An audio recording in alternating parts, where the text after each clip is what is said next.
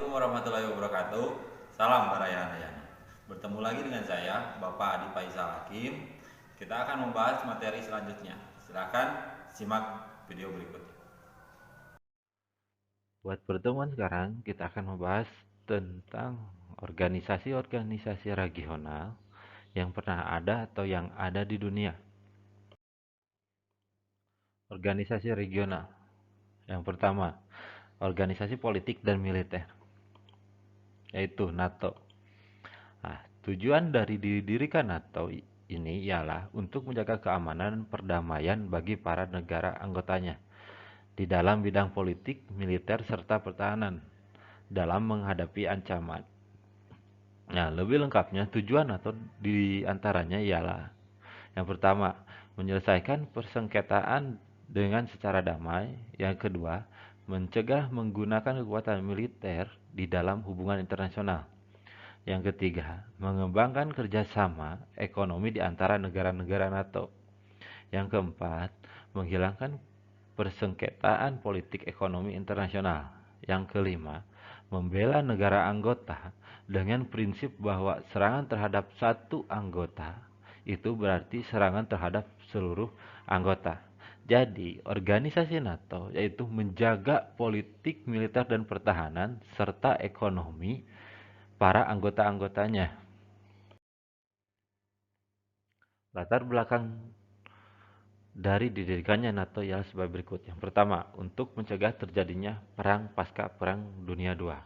Jadi, NATO didirikan yaitu untuk mencegah adanya perang kelanjutan setelah Perang Dunia Kedua antara blok Barat dan blok Timur. Yang kedua, menghambat pengaruh dari komunisme yang dilakukan oleh Uni Soviet.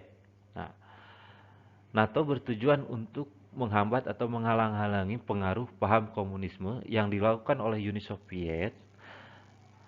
Setelah Perang Dunia Kedua, Uni Soviet menyebarluaskan paham komunisme ke seluruh dunia agar Uni Soviet banyak mendapat dukungan atau anggota dari negara-negara yang mengikuti paham komunisme. Tiga, persaingan antara paham liberalisme blok barat dan komunisme blok timur. Jadi, NATO juga bertujuan untuk menjadi pesaing antara paham liberalisme dan paham komunisme. Nah, NATO juga bisa menjadi sebagai organisasi yang menengahi atau menghalang-halangi antara paham komunisme dan liberalisme. Tetapi di dalam organisasi NATO banyak negara-negara yang memiliki paham liberalisme dibandingkan dengan komunisme.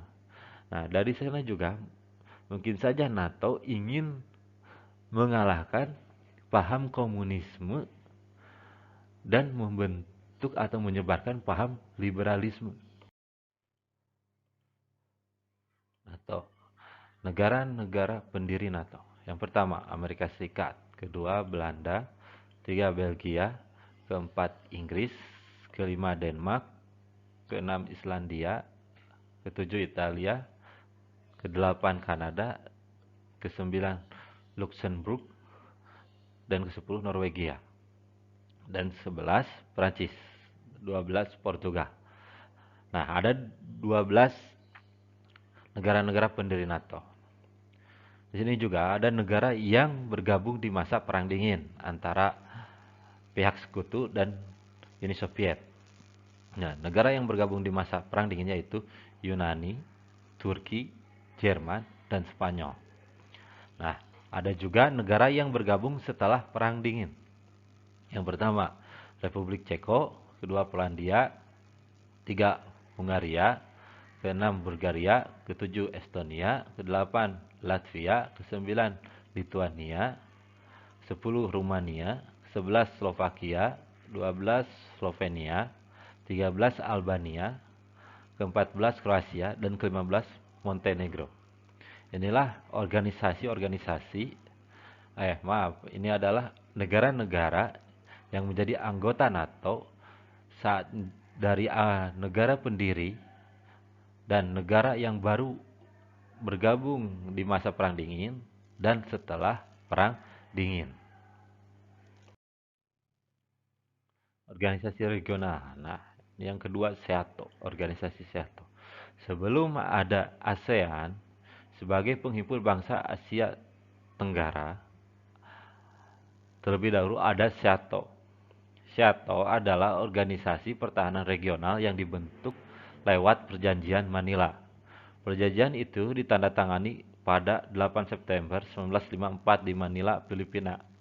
Mereka yang menandatangani sekaligus menjadi anggota yakni Australia, Prancis, Selandia Baru, Pakistan, Filipina, Thailand, Inggris, Amerika Serikat. Perjanjian Manila resmi berlaku pada tanggal 19 Februari 1955. Jadi setahun setelah adanya penandatanganan di Manila. Latar belakang SEATO. Perjanjian Manila menyebut tujuan SEATO hanya untuk pertahanan dan pengawasan serta bantuan untuk mencegah aktivitas menyimpang. Maksud tujuan menyimpang ini, usai Perang Dunia II, dunia memasuki era Perang Dingin. Perang Dingin adalah persaingan pengaruh antara Amerika Serikat dan Uni Soviet. Amerika Serikat memegang teguh demokrasi sementara Uni Soviet membanggakan paham komunisnya. Kedua persaingan memajukan negara dan menyebarkan pengaruhnya ke seluruh dunia. Amerika Serikat dan para sekutu yakni Inggris, Prancis, dan Australia mencoba membendung pengaruh komunisme di Asia Tenggara dengan membentuk SEATO. SEATO dibentuk untuk mencegah masuknya paham komunisme terutama lewat agresi militer seperti yang terjadi di Korea dan Indochina atau Semenanjung Asia Tenggara. SEATO disponsori oleh Presiden Amerika Serikat yaitu Dwight Eisenhower dan Menteri Luar Negeri Amerika Serikat yaitu John Foster Dulles. Markasnya yaitu di Bangkok, Thailand dengan sekretaris jenderal pertamanya yaitu Pot Sarasin, duta besar Thailand untuk Amerika Serikat. Organisasi regional selanjutnya yaitu Pakta Warsawa. Secara resmi dikenal sebagai Perjanjian Persahabatan, Kerjasama, dan Bantuan Bersama. Adalah aliansi militer negara-negara blok timur di Eropa Timur yang bertujuan mengorganisasikan diri terhadap kemungkinan ancaman dari aliansi NATO yang dibentuk pada 1949. Pembentukan Pakta Warsawa dipicu oleh integrasi Jerman Barat ke dalam NATO melalui ratifikasi Perjanjian Paris. Pakta Warsawa dirancang oleh Nikita Khrushchev pada tahun 1955 dan ditandatangani di Warsawa pada 14 Mei 1955. Pakta ini berakhir pada 31 Maret 1991 dan diakhiri secara resmi dalam sebuah pertemuan di Prahara pada 1 Juli 1991. Nah, organisasi ini bertujuan untuk melawan organisasi NATO yang didirikan oleh blok barat dan sekaligus untuk melawan paham yang dikembangkan oleh blok barat ke seluruh dunia.